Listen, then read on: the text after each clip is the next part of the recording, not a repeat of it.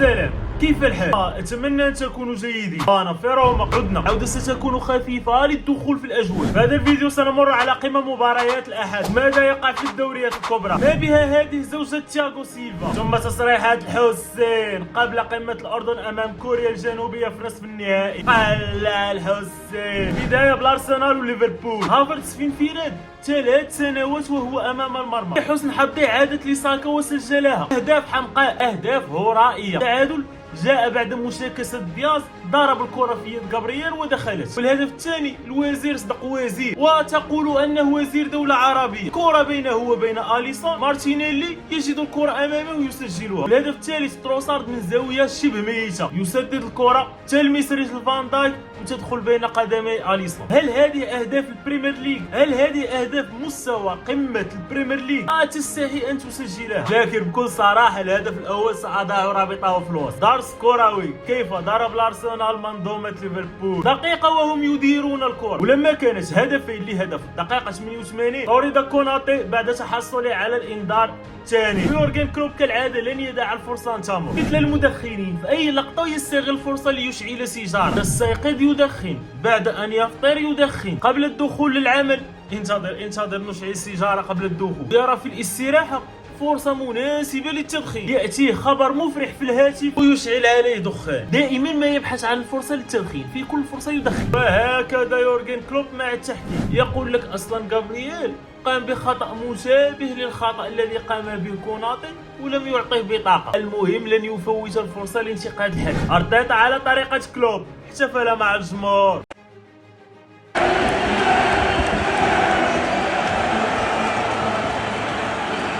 الصحافة في انجلترا مثل مجامع النساء يبحثون على اي شيء للتحدث عنه. قال ما قال، ارتيتا بالغ في الاحتفال. ننقلع حتى نحن لليونايتد، وعلى غير العاده فوز مريح بثلاثيه نظيفه على ويست هام. الهدف الاول مراوغه جميله من هويلاند لنايف اجرد وحطها في الجول بطريقه جميله. هدف الهدافين الكلاسيكي. ولكي ادافع على اجرد، كانت وضعيه 2 ضد 1. المدافع هنا لا يعرف ماذا يفعل، هل يترك اللاعب ليسدد ام يترك الاخر من دون رقابه. الهدف الثاني بعدما ان ضربت فيه دخلت. هنا ليس لدي ما اقول، نحن المغاربه لا نعرف ماذا يصيبنا هذه الايام. ربما علينا ان نستحي. ذاك كالفين فيليبس كنا نريد في اليوفي اعاره ويطالبون بالاموال، وليس لدينا اموال لندفعها. لحسن الحظ تخيل انها صارت مطبوعه بالرسومات الكرسي التي يجلس عليها في دكه السيتي. 2 وهو جالس في الدكه، 2 ونصف، صار ابرد من الموتى ويريدون المال لاجله. المهم كل هذا لأقول لكم ان الهدف الثالث جاء بعد افتكاك الكرة منه عن طريق غارناتشو مرة أخرى، والاحتفالية على طريقة رونالدو أيام الملكي. طريق المليار على قول صاحبها على ميداني بعد ما كانوا متقدمين بهدف، غلب عليه الوولفز برباعي قبل أن يقلص تياغو سيلفا النتيجة ل4 أهداف مقابل هدفين. تياغو سيلفا 39 سنة، كما هو معروف أنه يعيش آخر أيامه الكروية. لما تطرح عليه السؤال في المباراة التي فازوا فيها على ميدلسبرا في الكاراباو كاب السداسية بخصوص اقتراب النهاية، قال هو واعي بالأمر لكن حتى الآن لم يتخذ قراره، ومعروف أنه يريد ختم مسيرته في النادي الذي تربى فيه وهو فلومينينز. بعد المباراة زوجته خرجت بتويت فيه هذا وقت التغيير، إذا انتظرت أكثر سيتأخر الأمر. شاهدوني أنا زوجته. تخيل زوجتك إذا أرادت أن تنصحك أو توصل إليك رسالة تكتبها على السوشيال ميديا. شاهدونيها أنا زوجة تياغو سيلفا، تكتب عليها الصحافة زوجة تياغو سيلفا كتبت وزاواكس يذكرها في الفيديو وهكذا. تخيل أن تكون لزوجة تكتب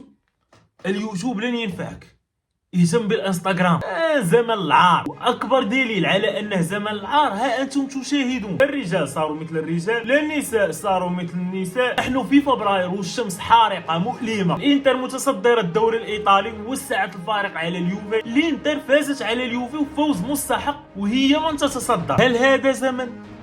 تبا. المباراة كانت جميلة في شوطها الثاني، فرص عديدة لليوفي للتعديل، فرص عديدة للإنتر للقتل. هاي على الدوري الإيطالي. ما في إسبانيا قمة الريال الأتليتيكو انتهت متعادلة بهدف لورينتي في آخر الدقائق. تقدم للريال السبرايل الذي لا زال يلعب على حبلي المنتخب المغربي والإسباني، وجاءت للريال عدة فرص لقتل المباراة. هي صراحة يستحقون الفوز، لكن في نفس الوقت يستحقون الهدف القاتل الذي تلقوا لعدم قتلهم للمباراة. تخيل أنا أعطيتك مسدس، رجل اقضي على العدو، هذه هي الفرصة، أنت بقيت تلعب بالمسدس. يا مسدس، فقضى عليك العدو بحق الجحيم. ماذا تريدني أن أفعل لك؟ وإبلاع. لكن من الجيد لو فازت الريال كان سيكون الفارق 4 نقاط على صاحب المركز الثاني مستقبلين هذا صاحب المركز الثاني جيرونا الأسبوع المقبل. ستنتهي الليغا مبكرا، رمضان على الأبواب. فوزوا بالمقابلات حتى أنتم، فوزوا بالمقابلات. ترتيب هدافي الليغا هو هكذا: ب 14 هدف نجد كل من الأوكراني ذاك لاعب جيرونا، بورخا مايورال من خيطافي، وجود بيلينغهام. ما وراءهم يأتي موراتا ب 13 هدفا، وأنطوان غريزمان 11 هدف. في إنجلترا الترتيب هكذا: ليفربول في الصدارة فارق نقطتين على الأرسنال صاحب المركز الثاني. سيتي بمباراتين ناقصتين سيلعبون أمام برنتفورد بعد أن أسجل هذا الفيديو وقبل أن أنزله. أنا من المونتاج خارج. لاعبوا وفازوا. يونايتد ارتقوا للمركز السادس على حساب وست هام بعد الفوز عليه. ترتيب الهدافين هو هكذا: هالاند وصلاح ب 14 هدفا، دومينيك سولانكي لاعب بورنموث ب 13، سوياسو حبيبي حبسو ب 12، بوين من وست هام، واتكنز من استون فيلا ب 11. هذا واتكنز هو متصدر التمريرات الحاسمه ب 10 تمريرات حاسمه. في ايطاليا الاوضاع غير طبيعيه، الانتر في الصداره بفارق 4 نقاط. مباراه ناقصه على ميدانه ضد الاتلانتا ستلعب يوم 28 من هذا الشهر. بولونيا يقدمون موسم رائع ويحتلون المركز الخامس. للتوضيح، حتى لو توضيح الواضحات من المفضحات، صاحب القناة تشجع اليوفي، تشاهد الفيديوهات، مشترك بالقناة، تشجع اليوفي. لن نكون محايدين وتبا للحياد. ما دمت تشاهد فيديوهاتي فأنت يوفنتين بقوة القانون. ترتيب الهدافين: لوتارو مارتينيز ب 19 هدفا سجلها كلها بالحظ، ثم فلاوفيتش ب 12 هدف كلها مستحقة، وجيرو ب 11 على حساب لا اعلم ان كانت مستحقه ام بالحظ، ثم ماتياس سولي لاعب فروزينوني والمعار من اليوفي ب 10 اهداف. امزح انا انسان متوحد، لا امزح مع العامه، امزح معكم، لا اعلم لما امزح معكم. اتمنى ان لا اكون احبكم.